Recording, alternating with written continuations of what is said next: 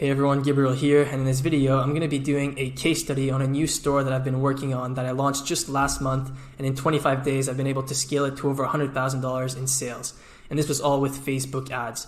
And so I'm going to be giving you an in-depth overview of everything that I've done so far in order to achieve this. I'm going to be talking about the product, the store, the ads, really everything that you want to know. And another cool thing that I'm going to be showing you in this video is a week-by-week profit and loss statement. So I'm going to be showing you how much I made or lost in the first week, in the second week, in the third week, and so on, and how much I made overall out of this $110,000 in sales.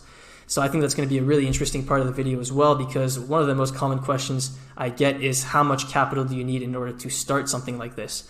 So that's what this video is going to be about. Now, before we jump right into it, I want to show you a little bit of proof. So this is the store here. As you can see, so far today, 8.9K in sales. These are the sales since starting. So as you can see, this store was started on June 10th. This was the first day, and it was a really slow start, mainly because this is just a side project of mine. I have another private label brand that I'm working on mainly.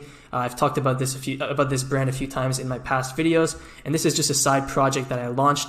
And the reason that I actually launched this store is that I wanted to launch a new store from scratch with the method that I teach in my course, Ecom Blueprint, and show that it still works, in 2019 and beyond. And so that's what I did. I actually started a brand new store from scratch, and with the method that I teach in my course and on my YouTube channel. It's the same method that I teach on my YouTube channel and on my course. My course is just more advanced. And so clearly the method still works, right? In less than 30 days, I was able to scale up to over $100,000 in sales. And yes, this is profitable. I'll be getting into that in the video. So that's what this video is about, and let's just not waste any more time and get right into it. Alright, so first off, I want to talk a little bit about the product in the store just to give you a better idea of what I'm selling and why I think that it's selling so well. So this is a one product store, and I actually found the product for it through a Facebook ad. So I got targeted by an ad on Facebook, and the product immediately caught my attention as being a good option for a one product store. And the reason that it caught my attention as being a good option is that it meets all of the criteria that I talk about for what a winning product looks like. So this product solves a problem, and this is very important. Problem-solving products are the best to sell, in my opinion. And this solves a very common problem, so this is even better, right? If a problem is very common, that means that there's more people to target, and so you can scale more and you can keep selling it for longer. A good example of this would be the posture corrector. I've talked about this product a few times before. This is a product that solves a very common problem, right? It doesn't matter if you're 20, if you're 30, 60, if you're a man or a woman, you could still be affected by poor posture and slouching. And so it's a very common problem, and products that solve a very common problem are the best, in my opinion. That is one of the main things that I look for when I'm searching for a product. And this product from this case study is like that. It solves a very common problem. Now, another good thing about this is that it's not commonly found in stores. This is another factor that's important. You don't want your product to be easily found in brick and mortar stores, right? You don't want someone to see your ad and then think, oh, I should go out and drive to the local Walmart to go buy this, right? You want them to see your ad and think, I've never seen this before, so I'm going to have to order it online because I can't get it anywhere else. That's the kind of reaction you want from someone when they see your ad. And so to get that reaction, you want products that are not commonly found in stores. This product is trending up. If you go on Google Trends and search for the product category, it's trending up. There's a very strong trend for this type of product in the past 5 years. So this is a great sign for if I want to keep selling this long term. The product has wow factor. Wow factor, once again, it's a very important criteria for a winning product. If a product has wow factor, it'll be much easier to advertise on social media. And realizing that the product meets all of the criteria, I decided to do a bit of competitive research to see if I can find any other stores who are actively selling this product. Because to me, that is the biggest form of validation. If I can find a few other stores who are actively selling that product, and by actively selling, I mean they're consistently running ads for that product, making new ads, and you can see that they just recently posted new ads and they have a lot of views already. If you can find such competitors, that means that the product is selling well, and so you can do the same thing, and you can probably do it even better if you just make better ads, you make a better store, and etc. And so that's what I like to do when I find a product that I want to sell. I look for competitors who are already selling it, and that to me is the ultimate validation, if I can find recent competitors who are actively selling that product. And so for this product particularly, I found two to three competitors actively selling it, and to me that was just the confirmation. Now, a few other things to note. This product had approximately 3,000 orders on AliExpress when I started. So this is just to give you an idea, right? I often say you want to look for products that have at least 1,000 orders on AliExpress. So this one had at least 1,000, but it didn't have a crazy number like 30,000 or something, to the point that you would think it's very saturated. And the last thing that I put here is that I'm doing 3x pricing. So I'm pricing my product at approximately 3 times what it costs for me to get it and ship it to the customer. And for the time being, I'm doing no upsells. And so this, I'm missing out a lot of profit here by not doing any upsells. And so this store would actually be a lot more profitable if I was upselling something. But like I said, this is just a side project, which is why I haven't set this up yet. So that's it for the overview on the product and store. I hope that gives you a better idea. And now let's move on to the ads. To put together the first ad to test this product, what I did is I took video clips from the supplier on Alibaba. So I found the supplier on Alibaba and they had a few video clips with this product. And I also took some clips from YouTube and I used all of that to put together a first video ad. And so I added here, avoid using clips featuring someone's face from YouTube. You can get in trouble with that. And just avoid, just be mindful of which clips you're taking on YouTube, because you can definitely get in copyright issues just taking clips that aren't yours and using them for commercial purposes. So be careful with that. But usually if you avoid using people's faces and you switch to your own content as soon as possible, you're not going to get into any issues. So that's what I did. I took video clips from the supplier and YouTube to put together a first ad. I made a fast-paced ad, so 3 to 4 second clips with captions on screen. So, typical Facebook ad. It brings up a problem in the first few seconds. So my scroll stopper is I bring up the problem. So in the first few seconds, I put the problem in their face, and then I offer the solution with my product in the remainder of the video. And that's the structure that works really well for this product and for a lot of the products that I've run in the past. This ad is 25 to 30 seconds long, and I found that the shorter the better for ads. And this is just a general rule. I mean, it really depends on your product, on your brand, and in specific cases. But in my experience, it's better to aim for shorter ads, right? So try to condense your message and remove anything that's not necessary, and just keep it short and snappy and to the point. And that's what performs best in my experience. And to put the ad together, I use the iPhone app InShot. A lot of people ask, for free video editing tool, and this is surprisingly the best one I found. I'm laughing because it's an iPhone app, right? You wouldn't expect a good video editor to be on iPhone, but InShot is actually a really, really solid app for editing things together. I also use Animoto, but Animoto isn't free. InShot is free, and it's got a lot of features. All right, so what I want to do now is give you an overview of my Facebook ads launch strategy, and it's a bit complicated, so I broke it down into 3 phases to hopefully make it easier to understand. And this is the exact strategy that I used to launch this store. So the first phase is the initial data collection. This is when you're just launching a new store, you don't have any data, and so you don't really know who the best people to target are, and you can't build lookalike audiences or anything like that. And so your goal in this phase is just to get the ball rolling, just to get the spend going so that you start collecting data and start to get things moving. And so what I like to do for this phase is I like to do first a PP campaign. So this is how I start off all my products. I'll do a PP campaign. In this case, for this store, I did 18 plus, all genders, T4 countries. So T4 countries, when I write that, that means US, UK, Canada, and Australia. And so I did this PP campaign at the start to get video viewer data. Once I had enough video viewer data, and this video viewer data, what you want is 95% video viewers. And so once I had about 2,095% video viewers, and you can see this in Ads Manager if you pull up the column for 95% video viewers, once I had this amount of video viewers, I launched lookalike audiences based on 95% video viewers. And so I launched 0 to 5%, so I did 1%, 1 to 2%, 2 to 3%, and so on. So that's 5 ad sets there. And then I also launched 10 broad single interests. So just random interests. I just thought of different interests that I could think of based on the product, different angles, right? So not just like 10 of really similar interests. You want to try different approaches and see what works. And so that's what I did here. And that's what I mean by the initial data collection is you just want to launch ad sets. You just want to get the ball rolling and get some spend going so that you start collecting data.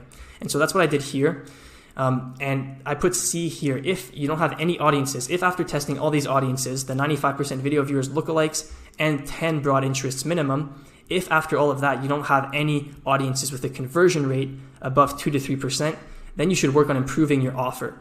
And this is really important because this whole Facebook ads strategy is based on data and collecting data. But if you have a really, really low conversion rate, it's going to take forever to collect data, and you're going to have to spend a lot of money, and it's just not going to work well, right? So the first thing is that if you're not if your visitors are not converting into add to carts, initiate checkouts, or purchases, then you need to work on improving your offer and your store before moving forward. So that's really, really important. So that's the first phase, the initial data collection. Now the second phase is data-driven targeting. This is when you've actually collected some data. So now you actually have something to work with. And so what you want to do is you want to focus in on the best interests and demographics that you've identified, right? So you've been testing these interests, which ones were the best. Based on that, you should test new interests similar to the best ones. You should narrow down, if there's like a specific demographic that performs best, you should narrow down to that demographic. And also at this point, you should have more data for lookalikes, right? In the first phase, we launched 95% video viewers lookalikes. But in the second phase, you've already been collecting data for a little bit. So at this point, you should have enough data for different lookalike audiences. For example, website visitors, top visitors by time spent, add to cart, initiate checkout, purchase, value-based lookalikes. These are also really, really powerful. Once you have at least 500 purchases, I'd recommend for value-based lookalikes. But these are all different lookalikes that you can test once you have data. And so this is why I call it data-driven targeting, is because you have better lookalikes and you also have the data based on what you've tested before, right? So you can break down the ad sets that you've been running and see if there's a specific age group that performs better, then narrow down to that, right? So this phase is just focusing in on the best performing audiences and launching more lookalikes, basically using the data that you've collected so far to narrow down your targeting. And then you want to identify the top audiences. That's important as well. You should know what your top audiences are. And this is important for the next phase, which is ad creative optimization. So phase 1 is collecting data. Phase 2 is using that data to find the best audiences.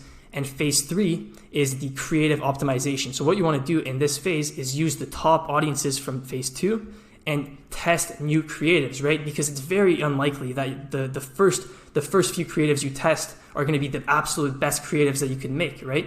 And by creative, what I mean is a video ad or an image ad. A creative is just an ad. It's just a term for an ad. Everything like the headline, everything that encapsulates an ad, you call that a creative. And so you want to test different creatives with your top audiences in order to lower your costs and get more actions taken on your website. And so this is how you go from not being profitable to being extremely profitable. If you remember at the start of the video when I showed you the sales graph, it was very, very slow at the start, and then it just took off, and it took off in phase 3 once I identified new winning creatives. So that's essentially the launch strategy. And I wrote here that buying data at the start is crucial because data leads to strong lookalike audience targeting and effective purchase optimization. So the more data you get, the more purchase data you get, not just purchase data, but purchase data especially, the more data you get, the better your results tend to become. And the reason is that you get better lookalike audiences, right? Which is half of the equation. The audience, you get better audiences to target because you have better source data. And then you also get better purchase optimization because you have more data to work with. And so Facebook's algorithm can be more effective at picking out the right people to show your ad to. And so as you collect more data, things just get easier and easier. And then the most important thing becomes testing ad creatives. Hence phase 3 being ad creative optimization. So that's the launch strategy, and now I'm going to hop into Ads Manager to show you that. All right, so I'm inside of the ad account for that store, and let me just refresh that for you. And as you can see, so far today, I've spent $5,000 and generated back $11.5 thousand, and these are Canadian dollar numbers, so the US dollar numbers would be smaller. And the return on ad spend is 2.3, so very good results, very profitable. The break-even return on ad spend is right around 1.6, and so with this kind of return, I'm around 25% profit probably. And so that's not the point, though. I want to show you phase by phase. And so the first week is a good approximation for the first phase. And this is when I was just the initial data collection phase. And so this was from June 10th to the 16th. And as you can see, I was actually just, most of my budget was going towards this audience tests campaign. And I was just testing audiences and collecting data. And as you can see, I spent $1,800 to generate back $2,000 for a return on ad spend of 1.1. So in this first week, I was definitely losing money. Now, if I go to the next week, this is the data-driven targeting phase, right? So this is after this first week, I started to have some data, right? In that first week, I collected 1,800 content views, 120 add to carts. So, I started to get a little bit of data. I didn't have enough data for really good lookalike audiences yet, like add to carts. That's barely enough data. Purchases, So I didn't have enough data for the good lookalike audiences, but I could already start doing website visitors, lookalike audiences, top visitors by time spent lookalike audiences.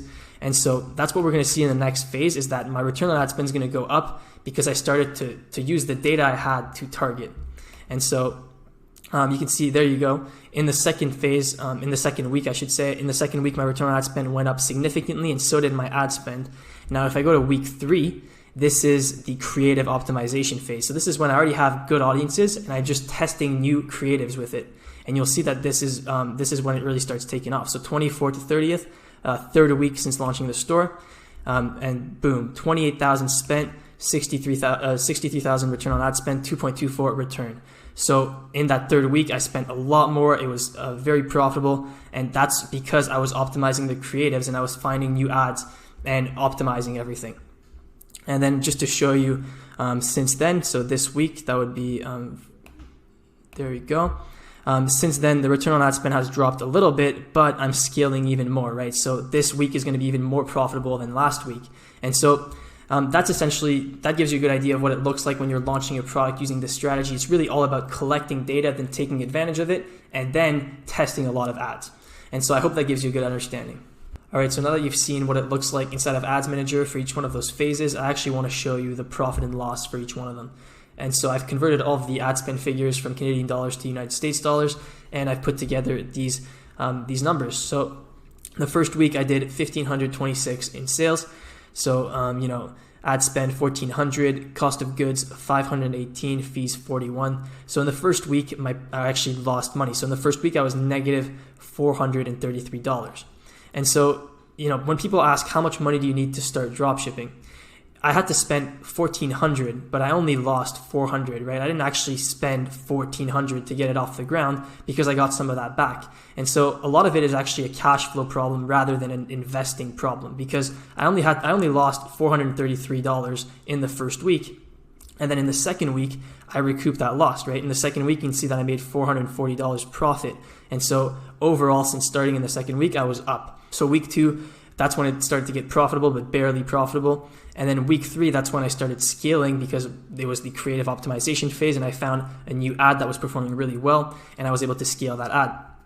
And so you can see that week 3, the profit and loss was just short of 10,000. So just short of, this is about 20%, 10,000 out of 50,000. And so the profit and loss since starting on week 3 was up to 10,000. And then week 4 so far, this is incomplete.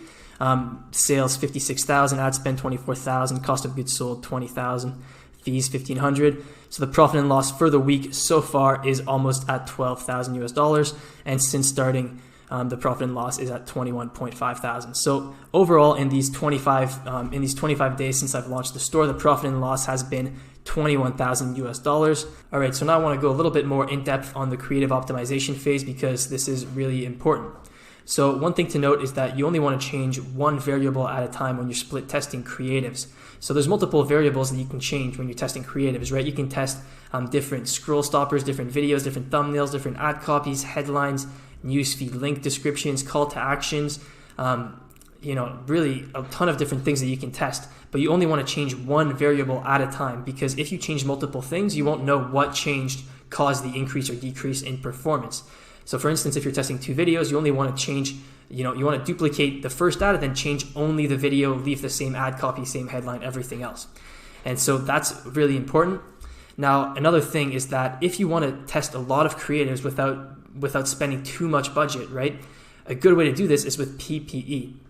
Because if you test creatives optimizing for purchases, it gets really expensive really quickly. Instead, if you do it with PPE, you can test with like $10 each per creative is usually enough in PPE, and then you can see which creative drives the most clicks to your website and add to carts, if any. And so you won't get the lower funnel data with PPE. You won't get as many add to carts or purchases, but you're going to get a lot more clicks for less money, and you can use the clicks to make a prediction on how it will do once you switch it to purchase optimization campaign. And so this is what I like to do. I do PPE campaign to test ads, and I do 1 ad per ad set, and I compare the relative performance. And so total so far, I've tested 3 different videos, 5 ad copies, 3 leading clips. And by leading clip, I mean a scroll stopper, the first few seconds of video to catch your attention, and then 5 thumbnails. and I'm still testing new things. I actually recently ordered an ad from a media company to get my own content made, and so I'm still waiting for that to get delivered. But I'm going to keep, the creative optimization phase goes on forever, and this is how you stay consistent, and this is how you continually scale and grow the business. And I mentioned this earlier, but the best creative in a PP creative test is the one that drives the most actions on your website. So the most important metrics to look at are the CTR link click, because this is how many people actually click through on your website, and then the cost per view content and cost per add to cart, if any. A lot of the time you're not going to get add to carts in PPE, but if you do, that's a good sign, and that's an important metric to keep track of, because you could have an ad that drives a lot of traffic, but no one actually adds to cart, and you could have an ad that drives not so much traffic, but the people that do go on your website always add to cart. And so you need to look at all the metrics. And if you get any purchases in PPE, this is really rare, but if you do get a purchase in PPE, that's usually a really strong sign that it's a winning ad and that it's going to do really well once you switch it to purchase optimization. All right, so just a few quick notes on scaling. I'm not going to go in depth on scaling because this is a video about launching, but scaling is really easy. Honestly, once you figure out the right targeting and the right ad, it's just a matter of increasing your ad spend. And so I scaled using super lookalike audience CBO campaigns and demographic with no detailed targeting. And so I talk about both these CBO scaling strategies in my video, New Facebook Ads CBO Strategy, and I also talk about this in my course, Ecom Blueprint. And so these are the exact strategies that I use to scale. And I've been increasing the budget 50% every day at ad account midnight time until the ROAS starts to significantly drop. And so this is how I've been scaling.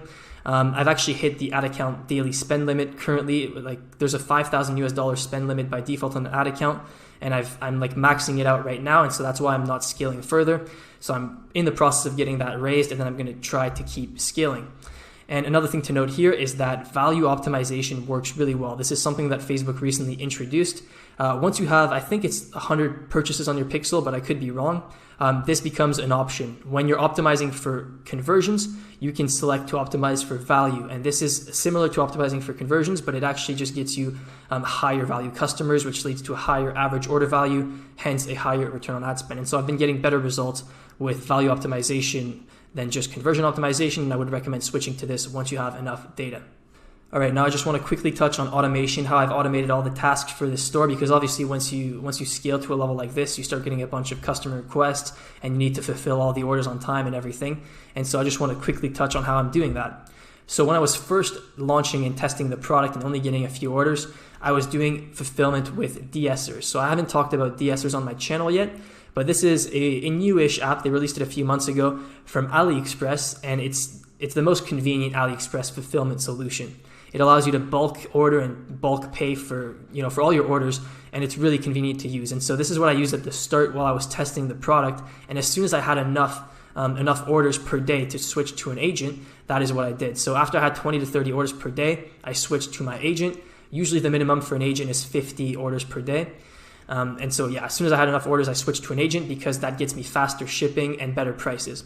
So the agent sourced the product, he verified the quality, and we ordered stock based on the current order volume. And then we streamlined the fulfillment, right? Because now he has stock, he's shipping it out every day, and we have fast lanes to the main countries. And so, we're gonna have happy customers, fast shipping, and there shouldn't be any problem with our ad account getting disabled. And the last thing is customer service. This is an important thing that you need to automate. And to automate this, I used virtual assistants and Zendesk. I've already talked about this in a video, so if you haven't yet, watch my video, Automating Your Store, and I talk about this more in depth, and it's very valuable if you don't know how to set up customer service for your store, because you definitely don't want to be stuck doing this yourself. All right, so that is it for this case study. I hope you enjoyed it. Now, before I end the video, I have an important announcement to make about my course. So if you're interested in my paid course or you're already a member, then make sure to pay attention to this because it applies to you. So the Ecom Blueprint course will be closing enrollment on July 20th. So in about 2 weeks, I'll be shutting down enrollment. You won't be able to purchase the course or access to the private group anymore for about 1 month. And the reason that I'm doing this is to add some new content. And so I'm going to be adding a full case study based on this store that I've been talking about in this video. So picture this video, but a lot more in depth. I'm going to be revealing the store, the product, the ads, and I'm also going to be adding new Facebook ad strategies that I've been using based on over 500,000 of my own personal ad spend for my stores in 2019. And so that's why I'm closing the course. So on July 20th, I'm closing it. So in the next 2 weeks, you can get in for the current price. Then it's going to be closed for 1 month. And then in August, I'm going to be relaunching and the price is going to be going up. And so if you want to get into the current price, now is the time to do so. If you don't want to pay more later on, if you get in now, you're going to get the free updates. You're going to get all the updated content for free, and you're going to have paid less than if you waited until later. And so definitely take action if you're interested in the course. And until July 20th, I actually have a special offer for you guys. Like, this is already a really good deal, $297. But until July 20th, you can get in for only $247 with the code SAVE50. So this is your absolute last chance to get in for only $247 to the course and private group. And this is until July 20th, and then I'm going to be closing enrollment and adding this new content. So definitely don't miss this if you're interested. And like I mentioned, existing members will get the new content free. If you're still on the edge about the course, I just want to show you this. This is actually kind of just a coincidence because while I was recording the video, someone posted this testimonial in the course private group. There's a ton of testimonials like this all the time, but this one is really, really impressive. So he's saying, hey guys, first off, I want to say thank you so much to Gabriel St. Germain. Your course changed my life forever. Thank you is enough, but really thank you. Not trying to brag, but my store is about to hit $500,000 in sales. So that is absolutely crazy. In 3 months, he's hit $500,000 in sales, and he's showing us here, he's showing us like proof inside of Ads Manager, the return on ad spend. It's all legit, 481,000 in sales. So this is really, really impressive, and this is just following the course method, right? And there's a lot more testimonials like this. If you want to see more testimonials, you can follow me on Instagram at Gabriel St. Ger. And I actually post screenshots from inside the private group here pretty regularly. So you can see a bunch of testimonials. I have a saved story here, testimonials, and there's a ton of them. These are all real testimonials from inside the private group. So it's really crazy, the results that people have been able to get with the course. I could keep showing. I'm not going to show you all of them because it's going to take way too long. You can see how many there are, and you can go see for yourself on Instagram if you're interested. So yeah, if you're interested, make sure to join before July 20th when enrollment closes, and that way you're going to get the updates free and get the best value possible. So this is what the website looks like, and all the info is going to be in the description. You can find the link and the coupon code there, and it's www.ecomblueprint.net. All right, everyone, so that is it for the video. I hope you enjoyed it and got a lot of value out of it, and if you did, please make sure to leave a like and subscribe. That always supports the channel, and also leave a comment below telling me what you want to see next. And on that note, thanks for watching, and I'll see you next time.